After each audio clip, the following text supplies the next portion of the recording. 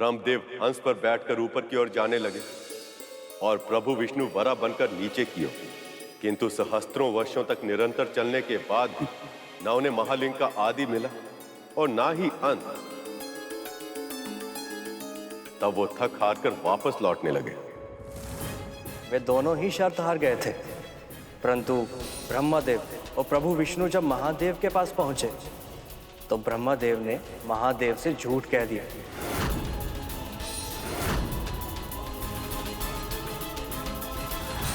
हे अज्ञा, मैंने बहुत प्रयास की, किंतु तब भी मैं आपकी था नहीं पा सका। इसलिए मैं अपनी पराजय स्वीकार करता हूं। मैं सर्वश्रेष्ठ नहीं हूं। आप और मैं भिन्न नहीं हैं। आप ही में मैं है और मैं ही में आप हूं। कह तो आप ऐसे रहे हैं जैसे आप अथाह हैं, सबसे बड़े हैं, सबसे विशाल हैं, किंतु अब आप अज्ञात नहीं रहे स्तंभ।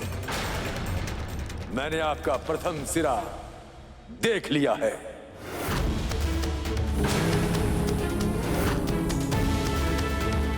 यह सत्य नहीं हो सकता। जानता था मैं कि आप मेरी महानता स्वीकार नहीं कर पाएंगे, इसलिए मैं अपने साथ साक्षी लेकर आया। केतकी,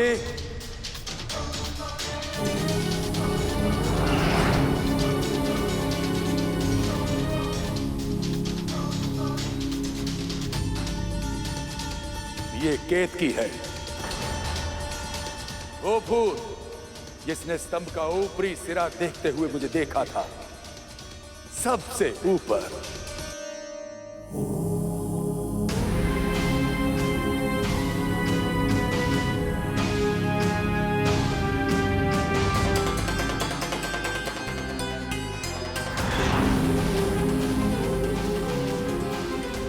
इस स्तंभ का सिरा तो समझ ही नहीं आ रहा, किंतु यदि मैं हार गया, मेरा तो वर्चस्व भी समाप्त हो जाएगा। मुझे ही कोई युक्ति लगानी होगी जिससे यह प्रमाणित हो सके कि मैंने स्तंभ का सिरा ढूंढ लिया। केतकी,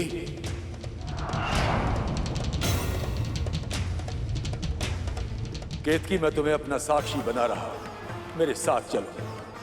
यदि स्तंभ कुछ पूछे तो तुम असत्य कहना। इसके बदले में जो तुम चाहोगी वो सब कुछ मैं दूंगा।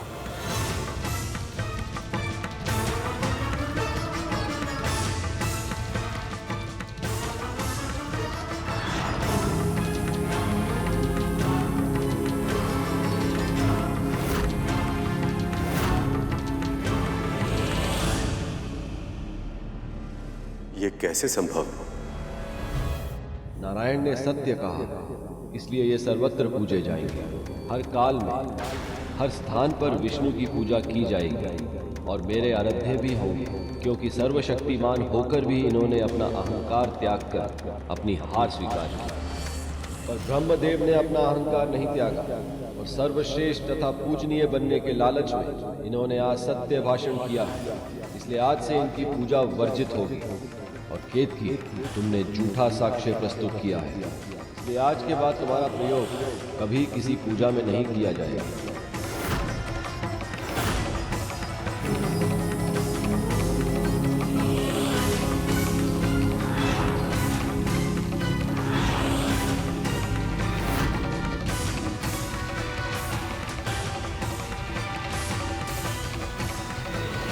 प्रभु, आप कौन हैं? सबसे बड़ा हूं मैं, केवल मैं, क्योंकि मेरा ना आदि है ना अंत। मैं हूं महाशिव।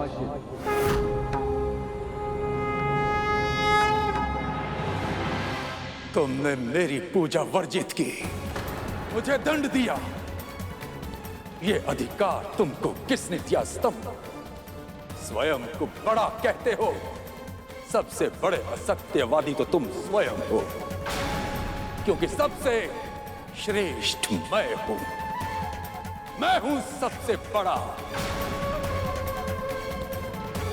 पर ब्रह्म हूं मैं। 5 शीश है मेरे। तुम्हारे कितने?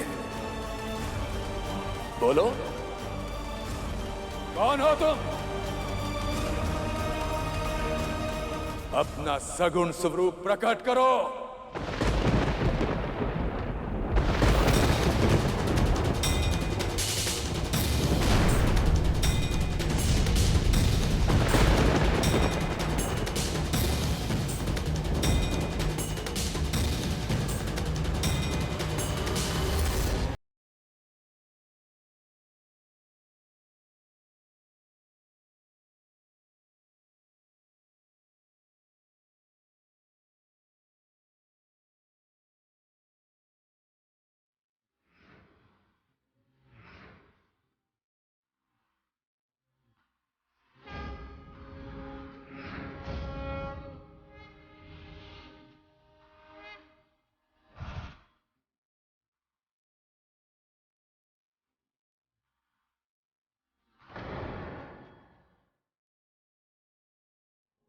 मैं हूं देवों का देव महादेव। एक क्षण के लिए अपना अपमान सह सकता हूं मैं, परंतु तुम्हारा अभिमान भंग करना भी आवश्यक है ब्रह्मदेव। इसलिए अब मैं तुम्हें अपनी शक्ति का परिचय दूंगा और मेरा रुद्र अवतार ही तुम्हारे अहंकार का नाश करेगा, जो काल भैरव कहलाएगा।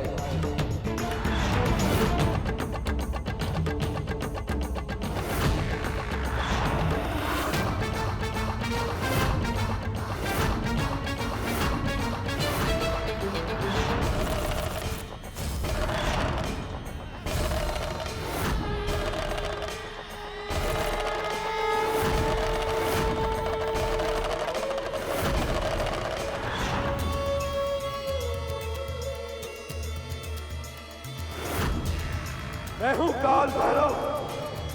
अहंकार का भक्षण करता हूं मैं। वही अहंकार जो तुम्हारे भीतर प्रचुर मात्रा में भरा है और सृष्टि के जनक को अहंकार शोभा नहीं देता। उसी अपराध का दंड दूंगा तुम्हें मैं।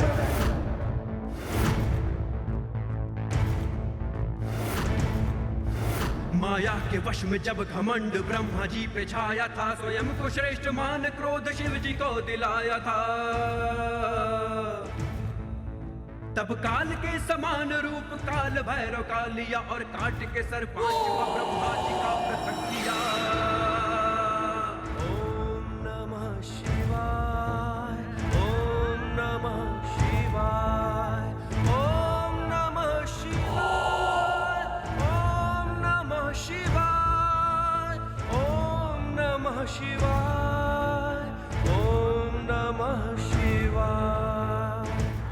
महादेव ने अहंकारी ब्रह्मदेव को दंड देकर उन्हें पर ब्रह्म की उपाधि से वंचित कर दिया और ब्रह्मदेव के पद को ऐसा बना दिया कि उस पर सदा के लिए कभी भी कोई आसीन नहीं रहता। हर महाकल्प के अंत में ब्रह्मा बदल जाते हैं। वर्षों तक तपस्या, ध्यान और त्याग करने के बाद ही ऐसा ज्ञान मिलता है जिसे कोई ब्रह्मा के स्थान को प्राप्त कर सके। जिस रात महादेव ने अपने अरूप रूप में प्रभु विष्णु और ब्रह्मदेव को सबसे पहले दर्शन दिए थे, उसी रात को शिवरात्रि के रूप में मनाया जाता है। उस दिन उपवास रखकर पूरी रात जागरण करके शिव का ध्यान करने वालों को उनका विशेष आशीर्वाद प्राप्त होता है। तो ये है शिवरात्रि का महत्व। परंतु गुरुदेव, महादेव के बारे में ये सब जानकर क्या बाल गणेश ने उन्हें पहचान लिया? नंदी की आशा तो यही थी। अब समझ आई तुम्हें हमारे महादेव के क्रोध की गंभीरता। जैसे उन्होंने काल भैरव का रूप लेके ब्रह्मदेव को दंड दिया था, उसी तरह मैं तुम्हें दंड दूंगा। इसका आत्मविश्वास ब्रह्मदेव का शीश काटा होगा, पर मेरी एक उंगली को हानि नहीं पहुंचा सकते तुम। अगर अपना हित प्यारा है तो जाओ यहाँ से, वापिस लौट जाओ।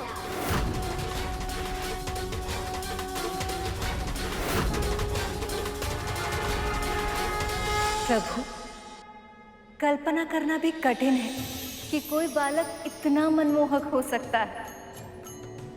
सखी के शक्ति से जन्म लिया है उसने। जितना रूपवान है उतना ही नटखट भी है। ऐसा कि जिसे एक बार देखते ही मन में स्नेह की धारा सहज ही फूट जाए। प्रभु, आप जानते हैं अपने माँ के लिए उसकी एकनिष्ठ भक्ति अतुलनीय है। कैलाश में अब कोई ऐसा होगा जो सखी की बातों को बिना कहे ही समझ जाए। कोई ऐसा जो महादेव से अधिक सखी की आज्ञा का पालन करे। देवी, कौन किसकी आज्ञा कितनी अधिक मानता है, ये किसी प्रतियोगिता का विषय नहीं हो सकता। इससे किसी का हित नहीं होगा। पर यदि इस बालक ने अपना हट नहीं छोड़ा तो ना जाने किस समस्या को आमंत्रित कर लेगा। जो भगवान के सामने होकर उनकी महानता का वर्णन सुनने पर उन्हें पहचानने के लिए तैयार ना हो, उसका कल्याण संभव नहीं। उस बालक के कड़वे वचनों और अभिमान भरे व्यवहार से सभी गणों को भीषण क्रोध आ रहा था।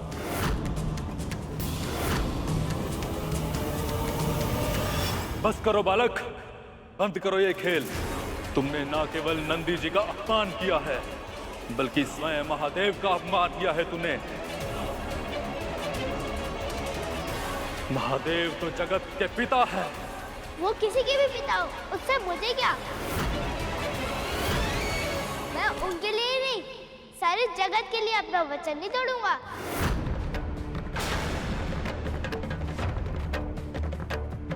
अबोध, उनकी कथा सुनकर भी तुम उन्हें पहचान नहीं पाए। पल भर में तुम्हें भस्म कर सकते हैं वो। तुम निरंतर उनका अपमान किए जा रहे हो। हमारे स्वामी हैं वो। इस संपूर्ण जगत में ऐसा कौन है जो उन्हें रोकने का सामर्थ्य करे? अब तक हम तुम्हें बालक मानकर क्षमा कर रहे थे, पर अब बस। तुम सीधी तरह नहीं मानोगे तो हम तुम्हें बांध कर यहां कोने में बिठाकर अंदर चले जाएंगे।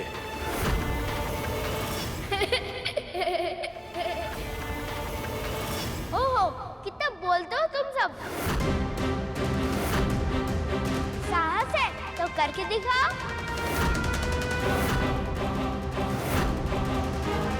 अब तुम्हें दंड देना ही होगा।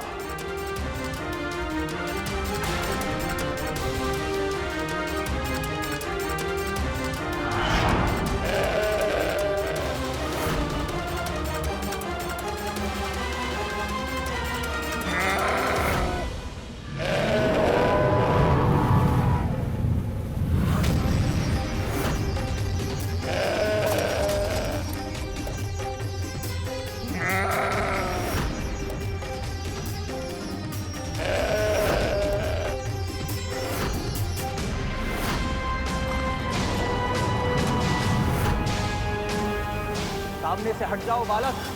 श्रृंगी की टक्कर तुम सहन नहीं कर पाओगे।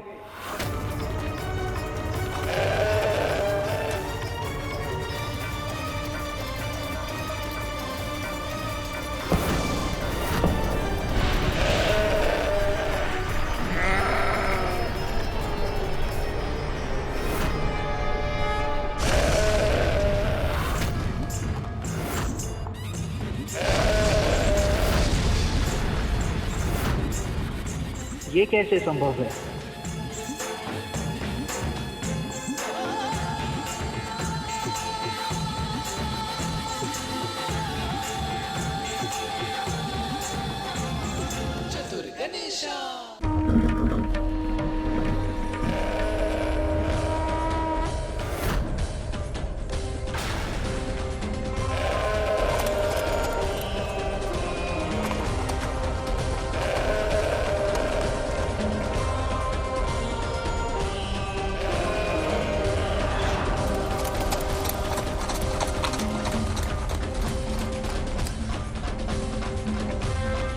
ये बालक तो शिवगण से ही युद्ध करने लगा।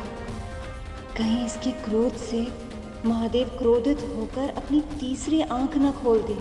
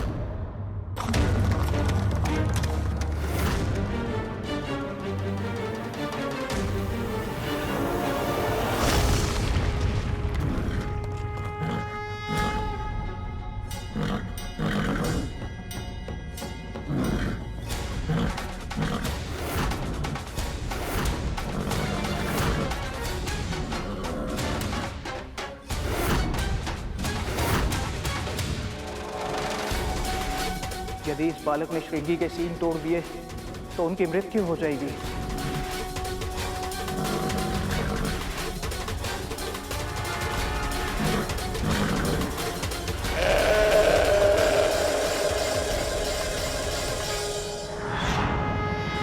हे नारायण, फिर क्या हुआ गुरुदेव?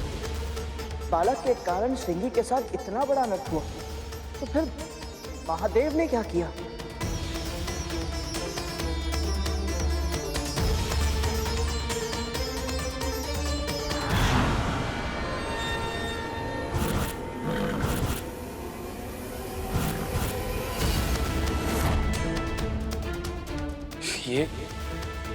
ये आभास कैसा? कुछ तो अनुचित हो रहा है। और क्या?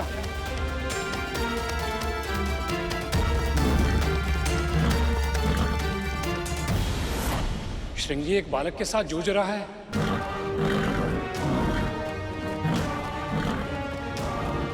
और इस बालक में तो श्रृंगी से अधिक शक्ति है।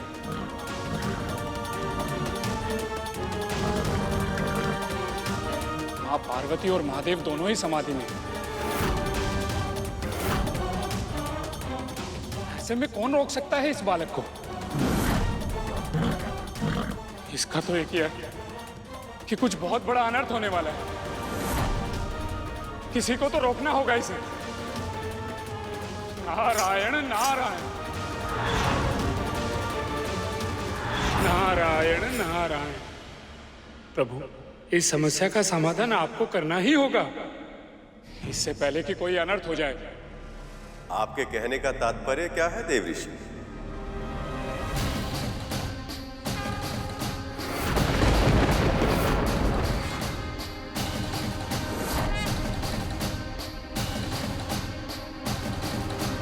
क्या माँ पार्वती का पुत्र सच में बहुत विशेष है? वो संसार के सभी बालकों के गुणों को अपनी कल्पनाओं के सांचे में ढालकर उसका सृजन किया है माँ ने।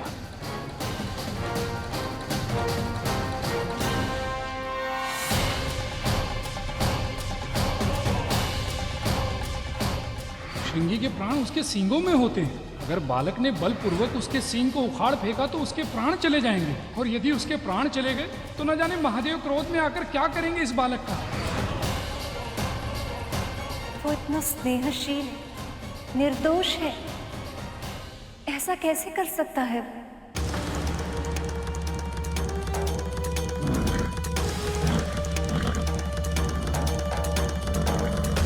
बस, अब बहुत उद्दंडता कर चुके तुम। मैं तुम्हें चेतावनी देता हूं बालक, इसे क्षण श्रृंगी को छोड़ दो।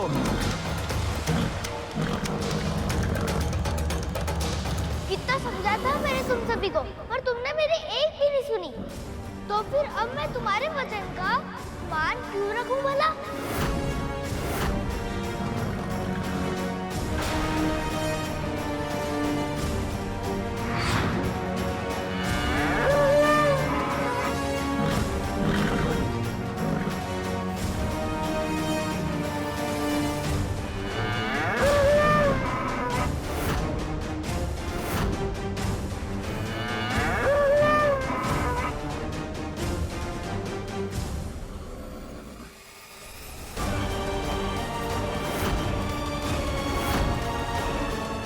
से एक साथ कैसे रहूंगा मैं?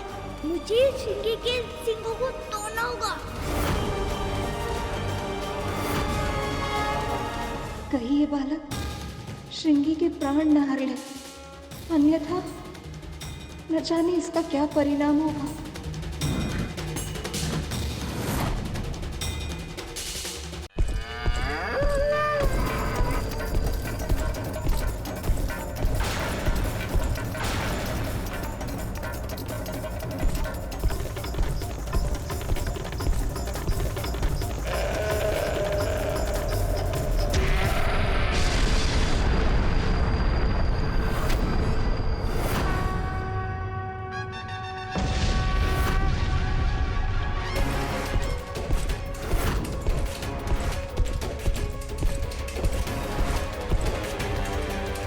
सारी घटनाओं से यही सिद्ध होता है कि जो मुझे आभास हुआ था वो सत्य में घटित होने वाला है।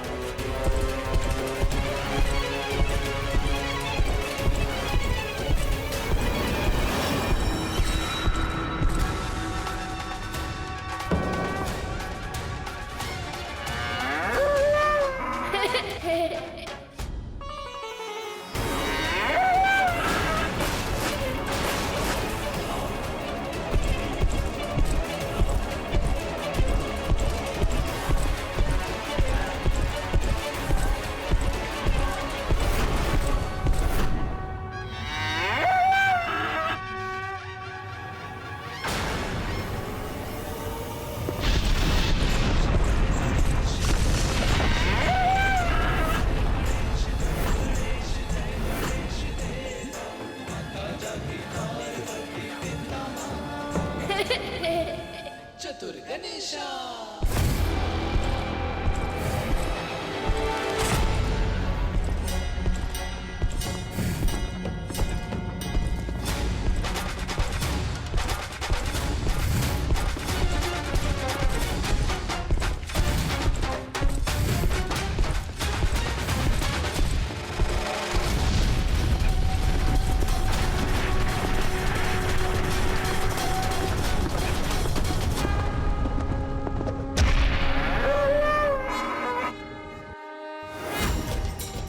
बालक में असीमित शक्ति है और इसे ये ज्ञात भी नहीं है कि इसके उपयोग का क्या परिणाम होगा।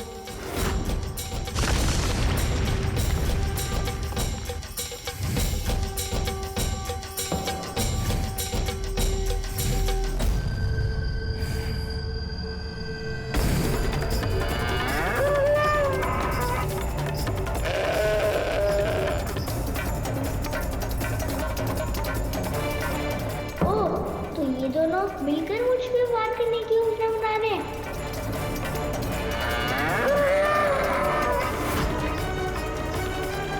एक छोटे से बालक पर दो योद्धा प्रहार करेंगे तो केवल एक डंडा की सहायता से ये अपना बचाव कब तक कर पाएगा?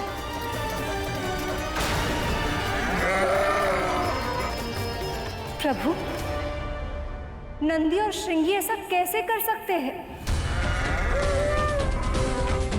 महादेव के ये दो गण सात्विक प्रवृत्ति के धर्म का पालन करने वाले प्राणी हैं देवी। वो अकारण ही कभी किसी पर आक्रमण नहीं करते, पर महादेव को कैलाश में प्रवेश करने से रोककर उनकी बात सुने बिना, कारण जाने बिना ही उनका अनादर करना अनुचित है। और श्रृंगी और नंदी ऐसे भक्त हैं कि वे अपना अपमान तो सह सकते हैं, किंतु अपने आराध्य प्रभु महादेव का कभी नहीं।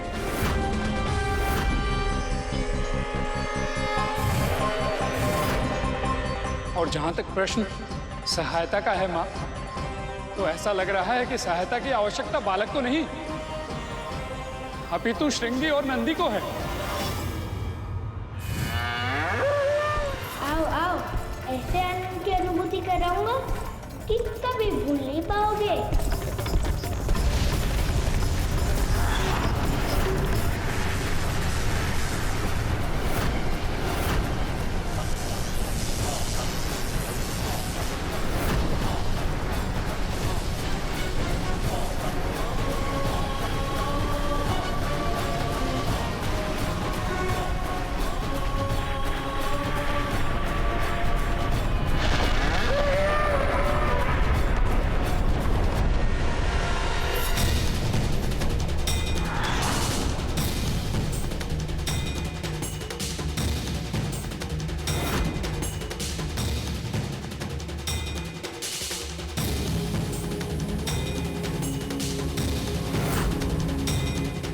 कौन है ये बालक? ऐसी कौन सी शक्ति है इसके दंड में कि हम इसका सामना नहीं कर पा रहे? ये तुमने ठीक नहीं किया बालक। चिल्ला तो ऐसे रहो कि मैं तुमसे भयभीत हो जाऊंगा। तो आगे बढ़ो ना, आओ ना, तो फिर माँ के दंड का दंड तुम्हें भी मिलेगा। आ जाओ आगे।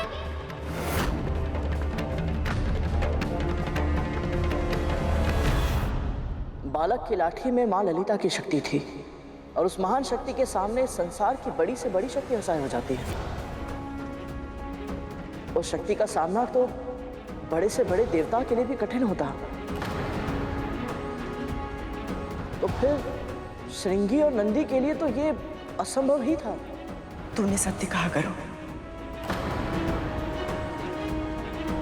इतने वर्षों बाद आप समझ पाई हो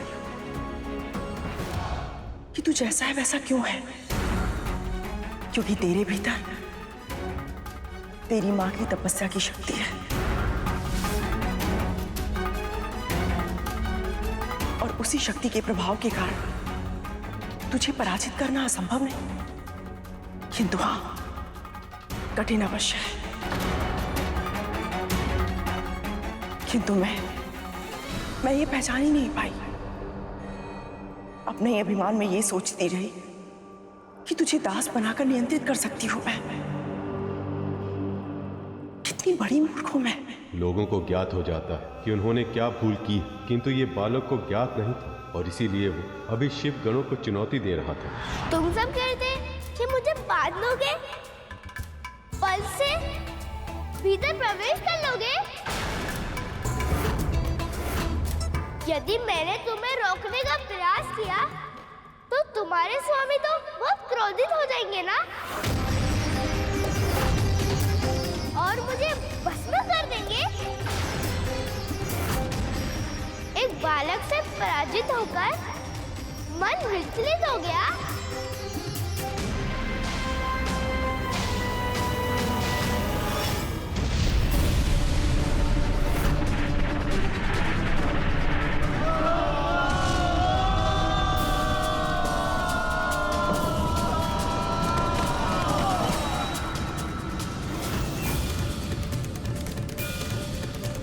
इस बालक का जन्म मेरे आशीर्वाद के फल स्वरूप हुआ था, फिर भी इतना उद्दंड है ये।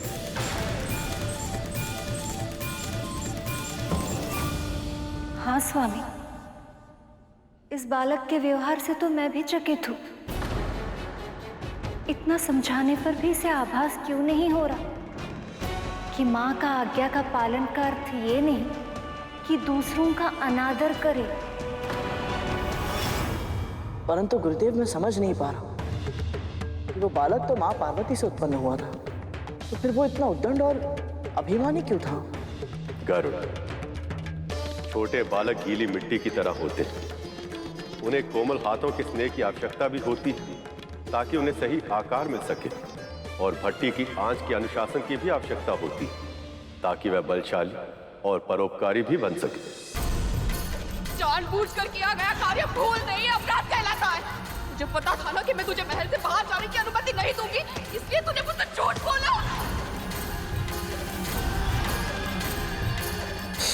औषधि लगा रही हूँ तो जलन हो रही है, जब मार रही थी तब तो आ तक नहीं की। सत्य कहा गुरुदेव ने। माँ ने भी बहुत अनुशासन के साथ प्यार और डांट दोनों का पालन करके ही मुझे इस लायक बनाया। उनके बिना मैं कुछ नहीं। जब माता पिता के पालन पोषण में आवश्यक संतुलन नहीं होता तो संतान हटी और उद्दंड हो ही जाती है। माँ पार्वती ने अपने बालक को अपार स्नेह तो दिया, परंतु उसे अनुशासन का पाठ नहीं पढ़ाया। इसलिए जब उस बालक के हाथों में शक्ति आ गई तो वे स्वयं को संभाल नहीं पाया। माँ की लाठी में समाई शक्तियों ने उस बालक के मस्तिष्क में अभिमान भर दिया था और वह ये भूल गया था कि संसार में जो कुछ भी होता है प्रभु की इच्छा से ही होता है।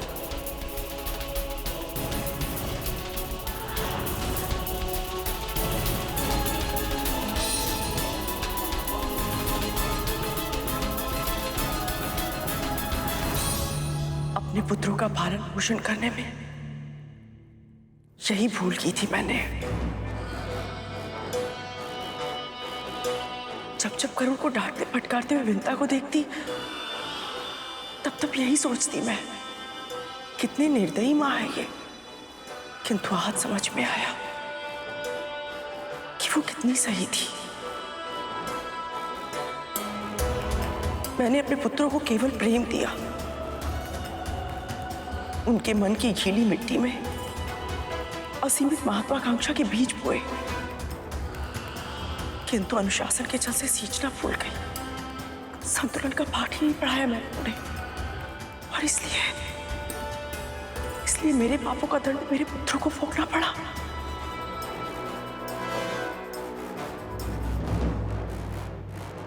ऐसा ही होता है देव, यही विधि का विधान।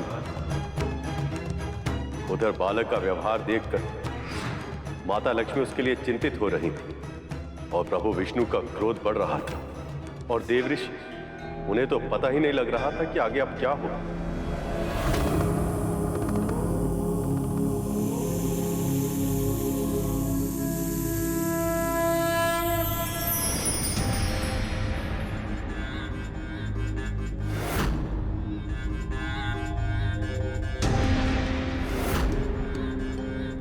बहुत देर से इस बालक को देख रहा हूं मैं। अब समय आ गया है कि कोई इसे भय का अर्थ सिखाए। अब तो आप ही ये प्रयास कर सकते हैं महासर्प। बस इसके बहुत निकट मत जाइएगा, इसके दंड से बहुत पीड़ा होती है सर्वश्रेष्ठ।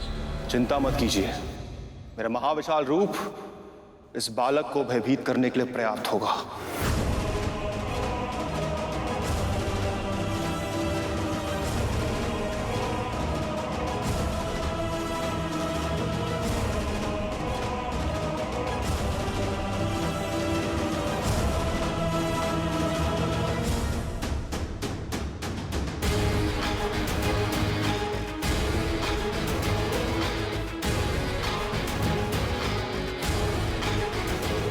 ये बालक वासुकी के महाविशाल रूप से अवश्य भयभीत होगा, और तभी उसके वचन को वो सम्मान भी देगा।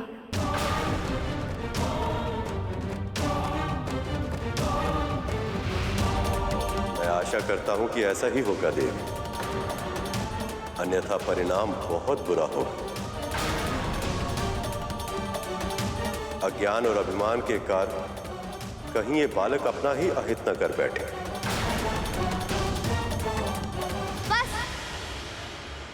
मुझे ज्ञान देने का प्रयास करके अपना और मेरा समय व्यर्थ मत करो।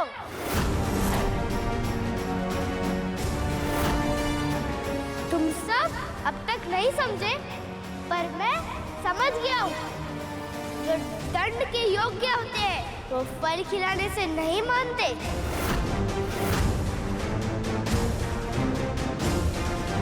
ठीक है, निर्णय करो, पहला प्रहार तुम करोगे कि मैं करूं? तुम्हें आभास भी है कि मैं कौन हूं? पहचानता तो नहीं हूं, पर इतना अवश्य जानता हूं, तुम भी वही बसम वाले के कोई शुभ चिंतक हो। वैसे प्रसन्नता तो करनी चाहिए, कुछ तो बात है उस जटाधारी भिक्षुक बाबा में। इतनी सारी योद्धाओं को अपनी जटाएं से बांध कर रखा है उन्होंने।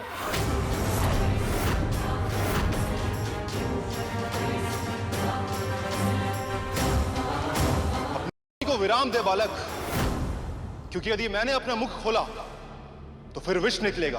ओह, तो तुम हो वो विषधर सर्प जो त्रिनेत्रधारी के कंठ में लिपटे रहते हो। प्रशंसा तो निश्चित ही करनी पड़ेगी, बहुत बड़ा पशुपति है वो। मेरे बैल, और अब सर्बियों की ओर से युद्ध करने आ गए। लगता है वो स्वयं भिक्षा मांगकर तुम सबकी भूख मिटाने में सक्षम है।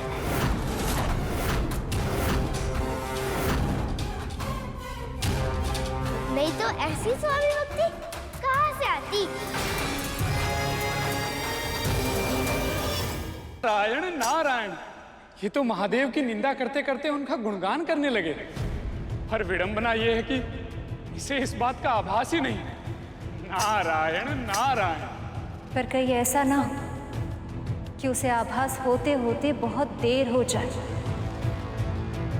वासुकी का विष बड़े बड़े असुरों के लिए प्राणघातक है। ये तो केवल एक छोटा सा बालक है जिसे अब दंड की आवश्यकता है। बस वासुकी ये स्थिति संभाल, अन्यथा मुझे हस्तक्षेप करना होगा देवी।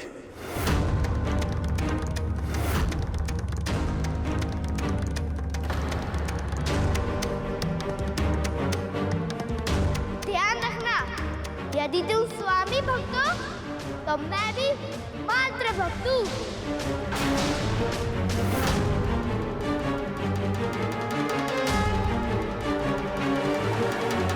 इसलिए हिच चाहते हो तो लौट जाओ,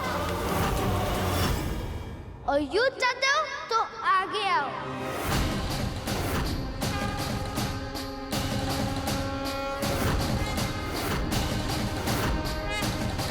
वैसे भी जल में कीड़ा करने वाले किसी साधारण सर्प से अधिक नहीं हो।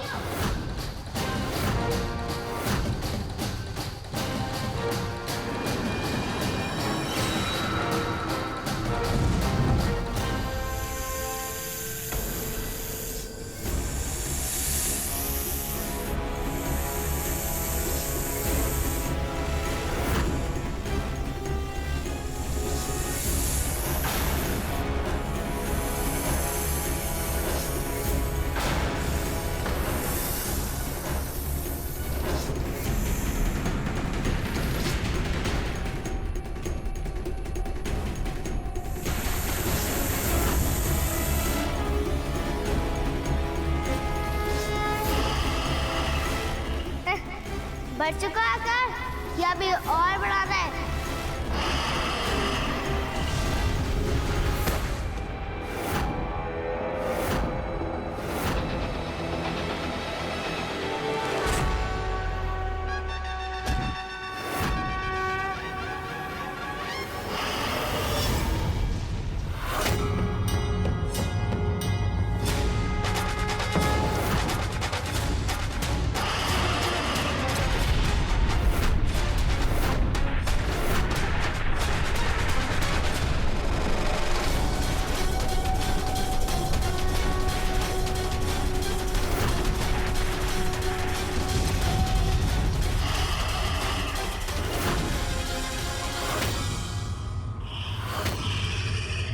यही सामर्थ्य है तुम्हारा? इतना ही है तुम्हारे विश्व प्रभाव? अभी भी समझा रहा हूँ, लौट जाओ।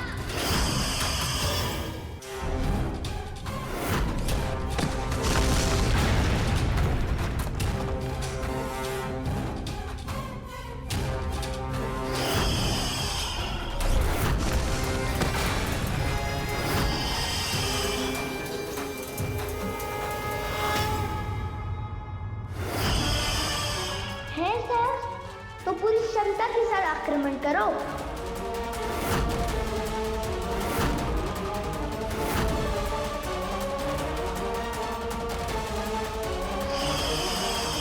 लगता है वासुकी बहुत क्रोधित है, कहीं वो इस बालक को हानि ना पहुंचा दे।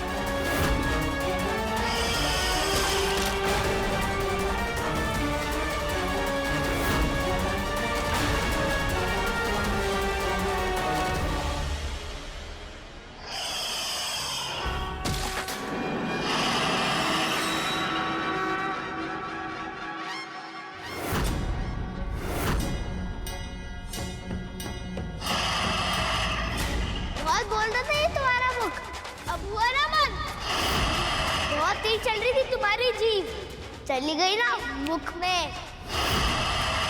कितना तीक्ष्ण था तुम्हारा विष।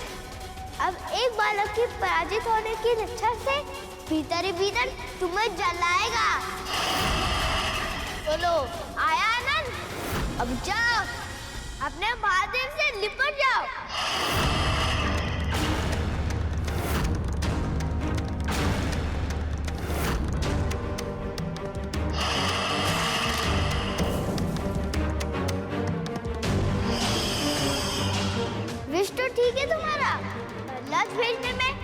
बहुत ही कच्चे हो तुम।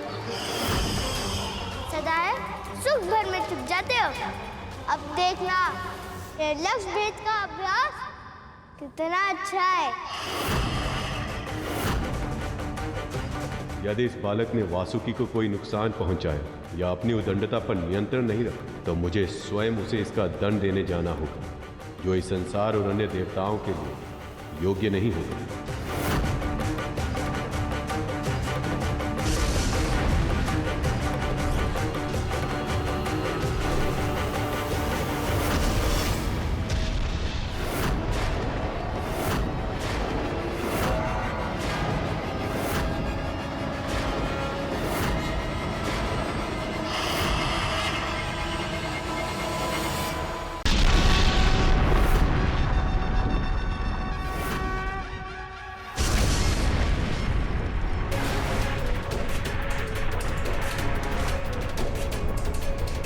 ये किस नए संकट के संकेत हैं?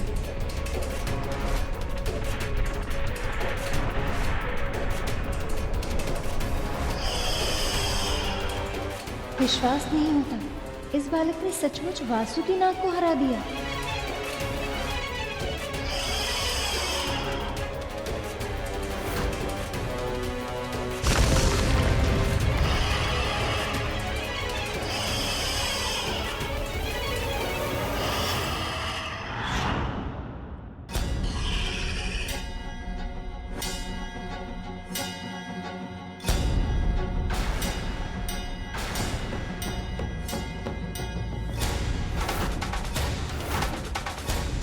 पार्वती की शक्ति के प्रताप से वासुकी का विशाल आकार भी छोटा हो गया और अब ये बालक इतने महान नाग के साथ एक खिलौने की तरह व्यवहार कर रहा है।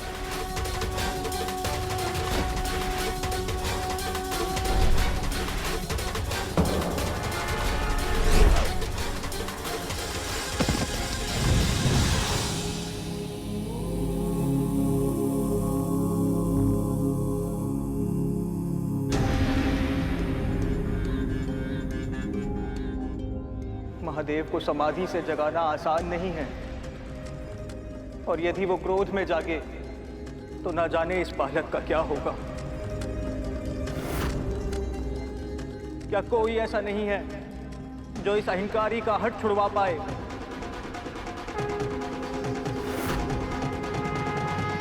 अब इस बालक की उदंडता अति की सीमा को लांघ चुकी है। अब मुझे जाना ही होगा। प्रभु, स्वयं महादेव और सखी पार्वती उस बालक के माता पिता हैं, और वो दोनों अपने पुत्र को अनुशासन का पाठ पढ़ाने के लिए पूरी तरह सक्षम हैं। मुझे नहीं लगता कि इस समय आपको हस्तक्षेप करना चाहिए, कहीं बात सुलझने के बदले बिगड़ न जाए।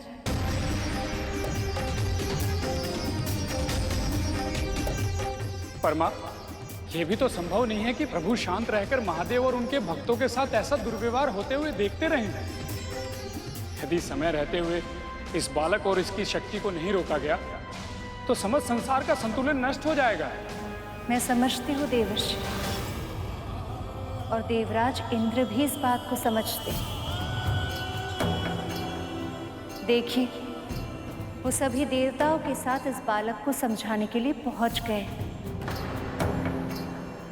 माँ ने कितने प्यार से सजाया था मुझे, पर इन सबको पाठ पढ़ाने में सारे वस्त्र गंदे हो गए।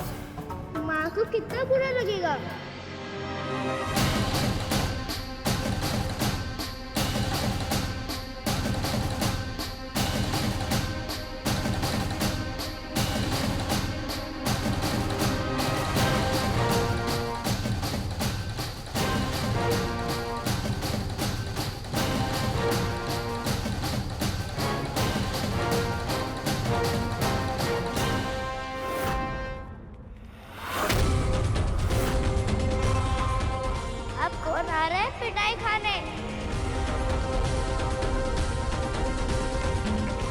सचमुच इस भैरूपी में कुछ तो विशेष है, जो कभी पशु युद्ध करने आ जाते हैं तो कभी दिव्य प्राणी।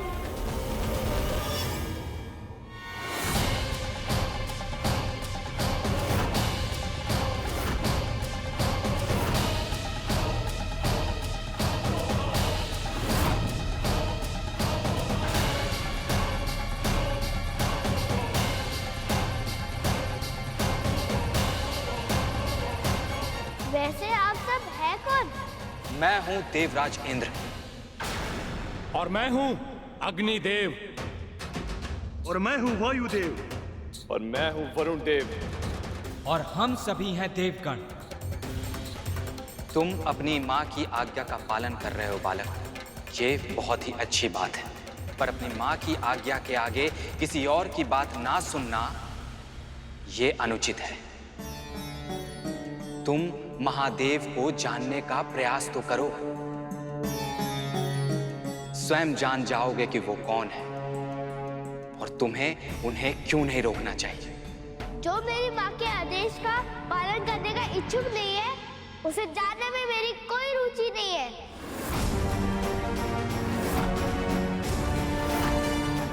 जिस बहरूपी का पक्ष लेकर आप सब यहाँ आए हैं, वो केवल विचित्र वेश धरने में पारंगत नहीं है, काप पुरुष भी है।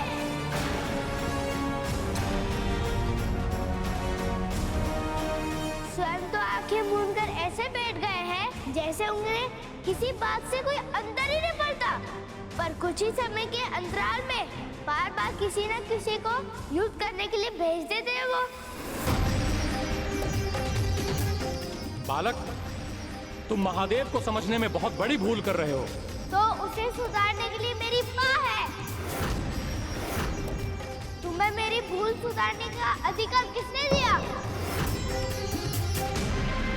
उन वनवासी बाबा के पक्षकार बनना बंद करो। जीवा संभाल कर बात करो बालक।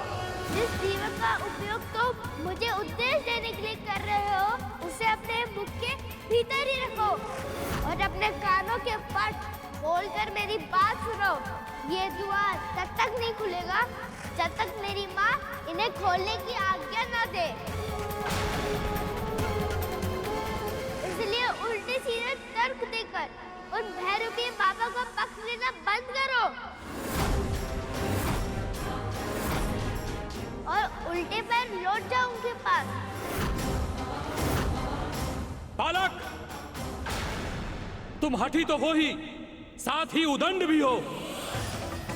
यदि तुमने इस क्षण हमारी बात नहीं मानी, तो हमें अपने बल का प्रयोग करना ही होगा।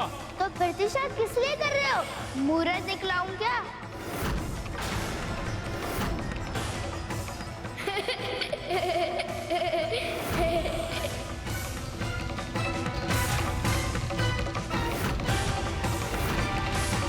बालक,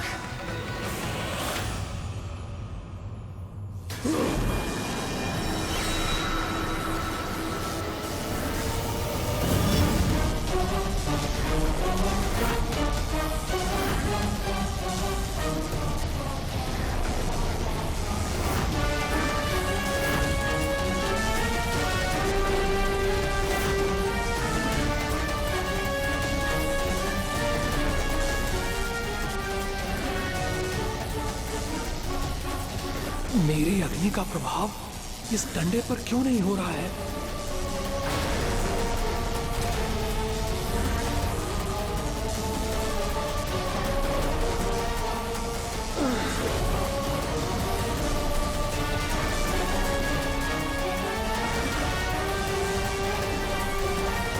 कौन है ये बालक जो अग्नि देव के इतने भीषण प्रहार को भी विफल कर रहा है?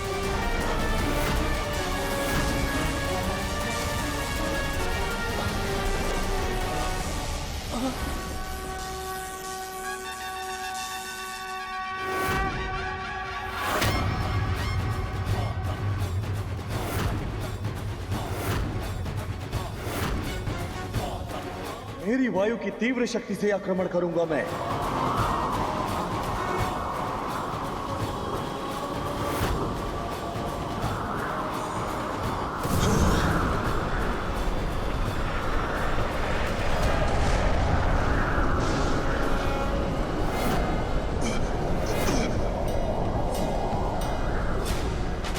इस बालक ने देवताओं का अपमान कर, उन्हें क्रोधित कर उनसे भी युद्ध करने लगा।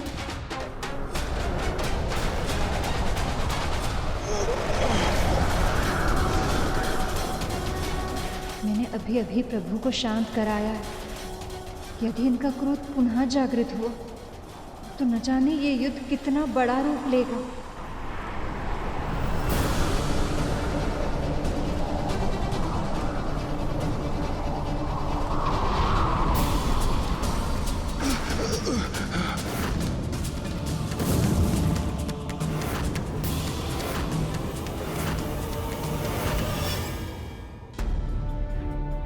इस बालक पर तो वायुदेव के वार का भी कोई असर नहीं पड़ा।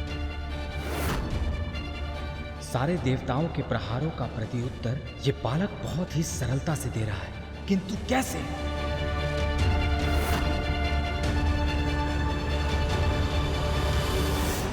इतने सारे व्यक्ति उन्हें मना कर रहे थे, महादेव के पक्ष से उन्हें समझाने का प्रयास कर रहे थे, फिर भी बाल गणेश के मन में यह शंका क्यों नहीं आई कि वो कुछ अनुचित कर रहे हैं? क्योंकि जब भी कोई व्यक्ति कोई अनुचित कार्य या पाप कर रहा होता है, तब वो अपनी अंतरात्मा की पुकार को अनसुना करता है।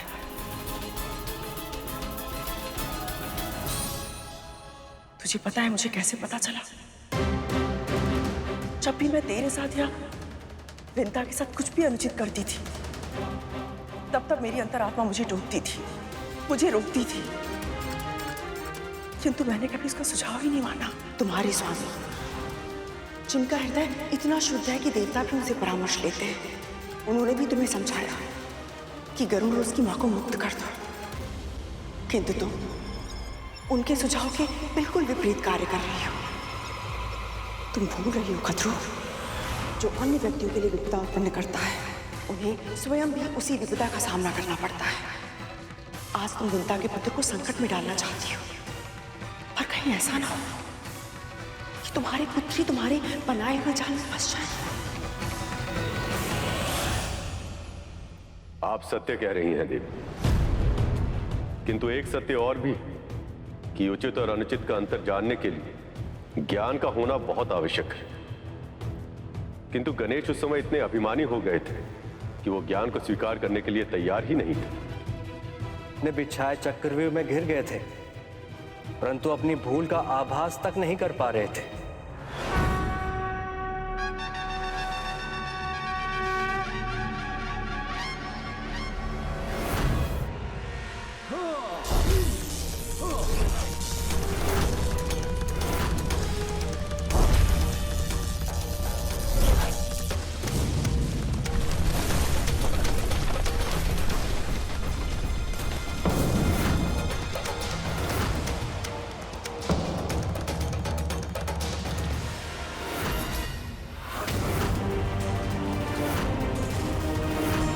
देवताओं, आक्रमण!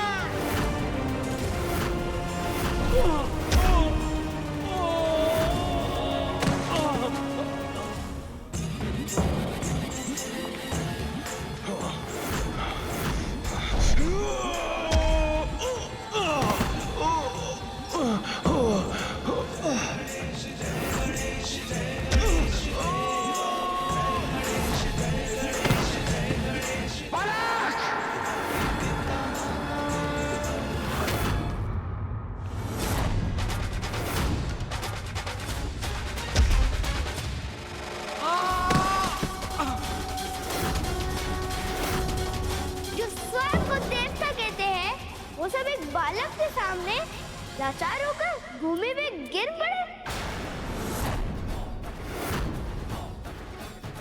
चाहे तो दया की भिक्षा मांग कर देख लो, ठीक से विनती करोगे क्या पता दया ही कर दूं। इस बालक में अहंकार पूर्ण तरह से बस गया और इस अहंकार के अंधकार में खोकर ये बालक देवताओं से भी लड़ रहा है। ये उचित नहीं।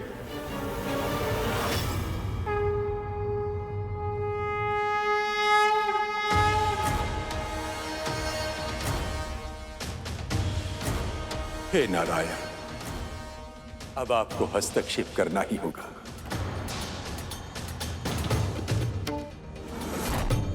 यदि इस बालक को ना रोका गया तो इसकी शक्ति निरंतर बढ़ती जाएगी और एक समय पर इसे नियंत्रित करना असंभव हो जाएगा। यदि प्रभु ने हस्तक्षेप किया तो ये युद्ध न जाने क्या रूप ले लेगा। और यदि उन्होंने क्रोधवश सुदर्शन चक्र का आह्वान किया तो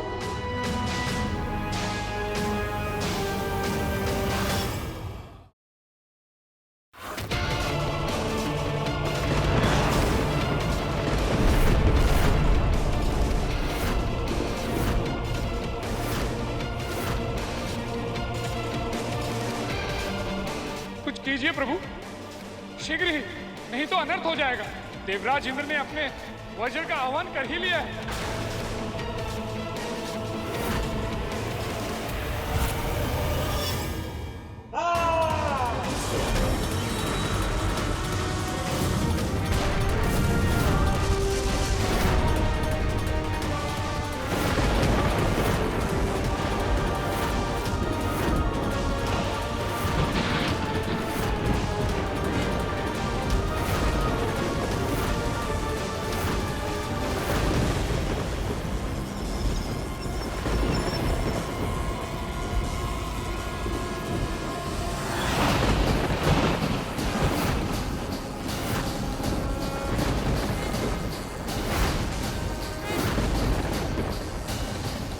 ओम नमः शिवाय।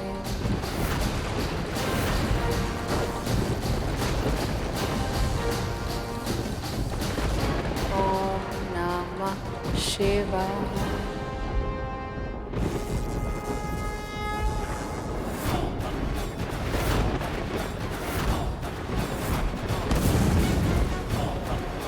ओम नमः शिवाय। ये कैसी शक्ति है इसके दंड में, जिसने मेरे वज्र का प्रभाव भी विफल कर दिया।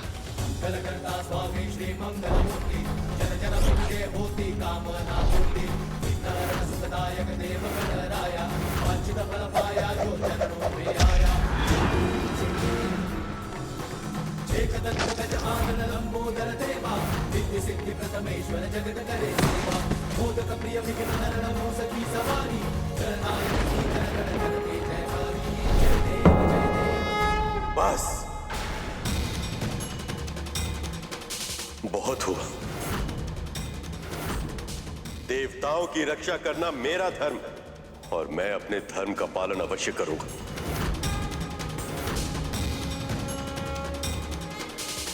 प्रभु,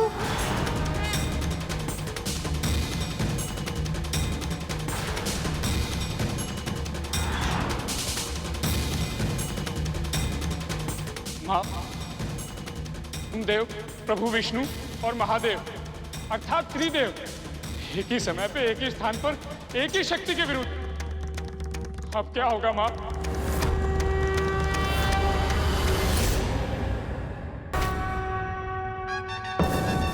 देवता भी पराजित हो गए, यहाँ तक कि देवराज भी असफल हो गए। ये कैसे संभव है?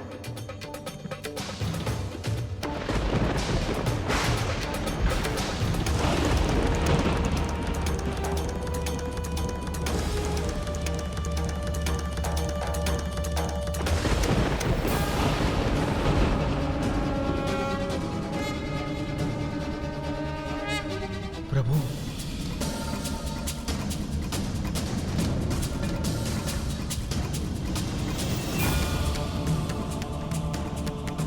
ये सभी हताश हो चुके थे, पर अब नई शक्ति नई फिर से खड़े हो गए। ऐसा कौन आ रहा है अब?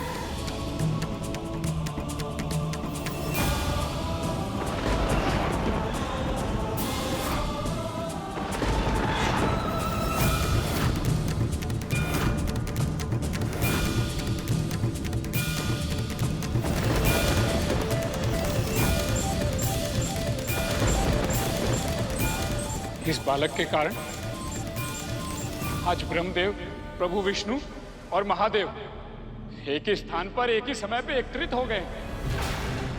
इतिहास साक्षी है मां, जब जब ऐसा हुआ है तब तब कोई अकल्पनीय घटना घटी है। मुझे भय है मां कि इतिहास कहीं अपने आप को फिर से दोहरा तो नहीं रहा है। बस यही आशा करती हूँ कि ब्रह्मदेव और प्रभु इसे इसकी भूल समझा पाए और ये उसे सुधार ले, ताकि महादेव को अपनी तपस्या से उठने की आवश्यकता नहीं।